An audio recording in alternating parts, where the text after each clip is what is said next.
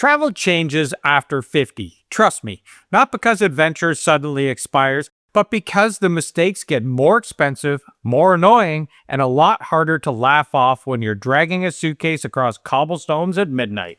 Exactly. When we were younger, we could land in a city with no hotel booked, no plan, no sleep, and somehow call it spontaneous. Now we call it what it is: poor decision making with a boarding pass. We're Dave and Deb from the Planet D Travel, and after 17 years of traveling the world, we've made just about every travel mistake you can imagine. And today, we're sharing the top 5 travel mistakes we stopped making after 50. These are practical, no-fluff lessons that can save you money, stress, your back, and possibly your entire vacation. And before anyone gets defensive, this is not about slowing down. We still believe adventure is for everyone. But after 50, smart travel becomes the difference between a great trip and one long, expensive headache that we just don't have the energy for anymore. Definitely not. So let's get into it. Mistake number 1. Booking the cheapest flight without looking at the full picture. This is one of the biggest changes we've made after 50. We don't chase the lowest fare anymore. We chase the best overall travel day. Yeah, because the cheapest flight is not always the cheapest trip. That bargain ticket might come with a 6 a.m. departure, 3 connections, a 45-minute layover that causes an airport sprint that makes you question every life choice you ever made, and you may even have extra baggage fees with a midnight arrival. Ugh, that makes me shiver. And post-COVID, flying has changed.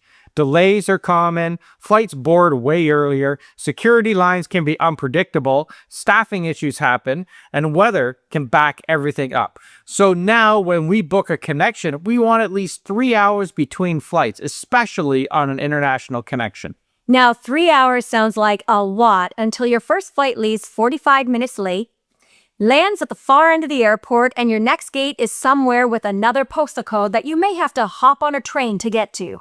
So true. When we were younger, we'd see a 1-hour connection and say, we could make that.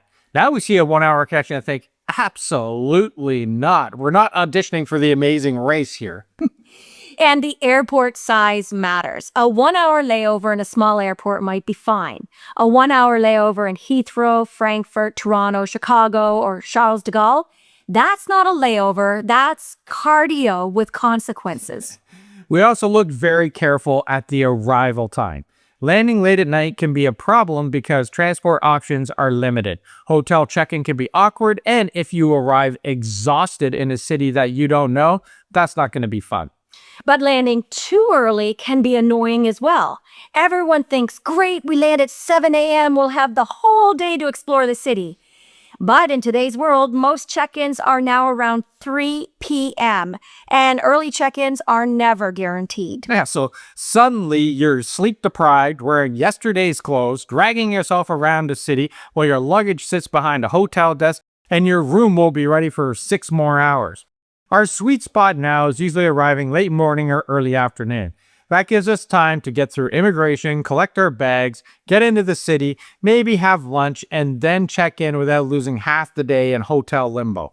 So our rule now is we don't book the cheapest flight anymore. We book the smartest flight. That leaves at a reasonable time, so we're not getting up at 3 in the morning. And if it costs a little more but gets us there with our sanity, our luggage, and our marriage intact, that is money well spent, people. It sure is. Now, let's talk about mistake number 2, booking a hotel based only on price. Oh, we have done this one a lot. You find a hotel that looks like a great deal. The photos are nice, the reviews seem decent, and then you arrive and realize it's technically near the city center in the same way that the moon is technically near Earth. And then the real cost starts to show up, right? More taxis, more transit, more time wasted getting back and forth, more energy just spent trying to return to your room at the end of the day. A cheap hotel in the wrong location is not a bargain. It's a daily inconvenience that ends up costing more. And after 50, we definitely book hotels differently. We don't just ask, is this a good price? We ask, will this make the trip easier? That means we look at the map before we book, not just the neighborhood name, the actual map. How close is it to public transit? Can we walk to dinner? Is there a cafe nearby? Is there a pharmacy or grocery store close? How far are we from the train station, airport transport, or the places we actually want to visit? And we always think about the end of the day. Everyone books hotels while imagining themselves fresh and excited in the morning. But you also need to imagine yourself at 9:30 at night, tired, full from dinner, with sore feet, trying to get back safely and easily. And that's when a good location becomes worth every penny. Yep. We also care a lot more about breakfast and always book a hotel with breakfast included. Most mid-range to upper-end hotels have wonderful breakfasts, especially in Europe, Asia, and South America. Breakfast at the hotel saves time and money. It means we can start the day without having to hunt for food before coffee. We could eat, get organized, and head out nice and early. Usually hotel breakfasts start at 6 a.m. We can then later in the morning enjoy a nice coffee somewhere local because we want to, not because we're starving and making bad decisions that just need to wake up. Another thing we use a lot are hotel loyalty status. We have an American Express Platinum card, which gives us automatic gold status with Marriott, Bonvoy, and Hilton Honors. And that can make a huge difference. Depending on the hotel and availability, that status can help with early check-ins, late checkouts, room upgrades, and sometimes breakfast or other perks. Now, not all of that is guaranteed, and you always have to check the terms and conditions at every hotel.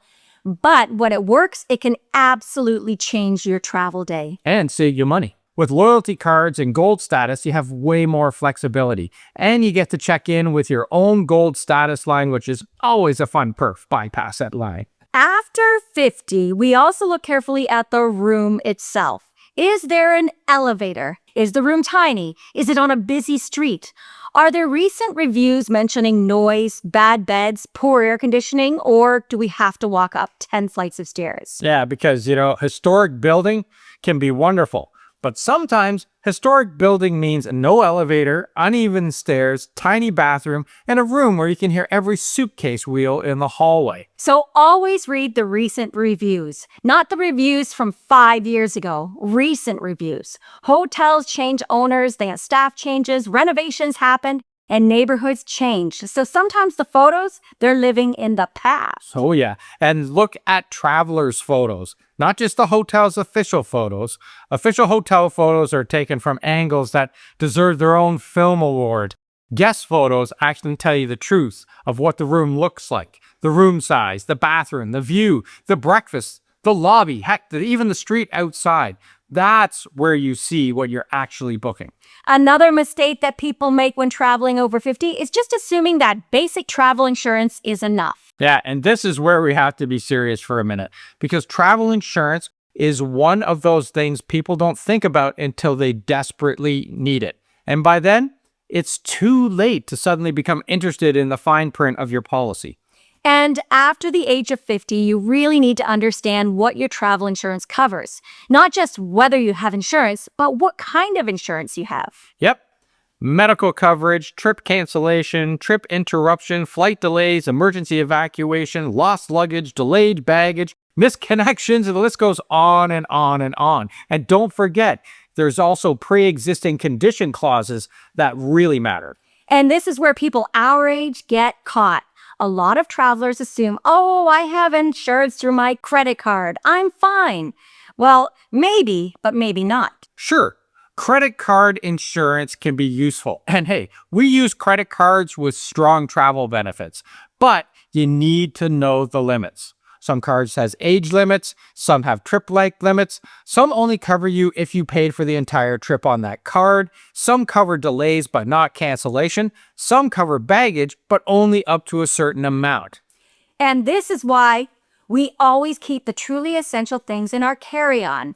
Always have on hand medication, documents, electronics, chargers, valuables, your prescription glasses, and at least one change of clothes. Another huge one after 50 is pre-existing conditions. Even something that is stable and managed at home can become complicated if your policy excludes it while you're traveling. So don't guess. Just call your insurer, ask the direct questions, tell them your situation. Ask what is covered and what is not covered, and get clarity before you leave. So let's talk about the next travel mistake. Packing like we still travel the way we did when we were 30. We'd bring outfits for every possible version of ourselves. Hiking, photography gear. We had it all and we carried it all on our backs. And we had those just-in-case outfits for situations that never happened. Just in case it gets cold. Just in case it gets hot. Just in case we go somewhere fancy. Just in case I suddenly become a different person with a completely different lifestyle. The problem is that every extra thing you pack becomes something you have to lift, drag, carry, unpack, repack, and possibly pay for. And trust me, after 50, overpacking becomes a physical chore. It wears you down before the trip even begins. Stairs, trains, cobblestones, tiny hotel rooms, rental cars, crowded airports, your suitcase becomes your travel companion, whether you like it or not. Today, we pack lighter and smarter. We bring clothes that mix and match. We choose comfortable shoes that can handle a full day of walking. And we think about laundry instead of packing for every single day of the trip. And as we've gotten older, we invest in good luggage. Actual, strong, durable luggage with wheels that roll properly. Your back will thank you. Your shoulders will thank you. Your marriage may thank you. Another travel mistake we made before 50 was trying to do too much in one day. Yeah, this might be the biggest one of all. We used to build itineraries like we were being graded on productivity. Museum in the morning, walking tour at noon, 3 neighborhoods in the afternoon, sunset viewpoint, dinner reservation, nut market, and bar hopping. And look, we love a full day. We like to see a lot. But after 50, we've learned that a great trip is not about cramming in the most activities. It's about actually enjoying the place you came to see. The first day after a long-haul flight should not be packed from sunrise to midnight. Give yourself time to adjust. Walk around, eat something good, get your bearings, and just stay awake long enough to reset your body clock, but don't punish yourself with tours. We also build in buffer time now. If a city is famous for long museum lines, traffic, heat, hills, crowds, or slow public transit, then we plan for that. And we no longer feel guilty about taking breaks. Sitting at a cafe for an hour is not wasting time. Sometimes that can become the best memory of the trip. Slow travel does not mean boring travel. It means giving yourself enough time to notice where you are. And honestly, after traveling for as long as we have, those slower moments often stay with us more than the really rushed ones. The coffee in a quiet square, or the random conversation with a local, even the sunset that you didn't have to sprint to see or hurry to set up your camera to take a picture of. So if your itinerary looks impressive but feels exhausting, cut it down. Your future self will be grateful. So those are the top travel mistakes we stopped making after 50. We don't book the cheapest option just because it's cheap. We book the trip that actually works for how we travel now. And that's the real lesson. Travel after 50 isn't about doing less. It's about traveling smarter, saving your energy for the good stuff, and avoiding the mistakes that can ruin a trip before it even begins. So if you're new here, we're Dave and Deb from the Planet D. We've traveled to more than 120 countries on all 7 continents, and we still believe that adventure is for everyone. So if you love traveling, hit subscribe for more practical travel tips, travel guides, and real-world advice from 17 years on the road. And we want to hear from you as well. What's one travel mistake you stopped making as you got older? And if you found this helpful, give it a like, a hype, share it with a traveler who still books 6 a.m. flights with 3 connections. We all know them, right? Definitely. So thanks for watching, everyone, and we'll see you in the next video. Ciao for now.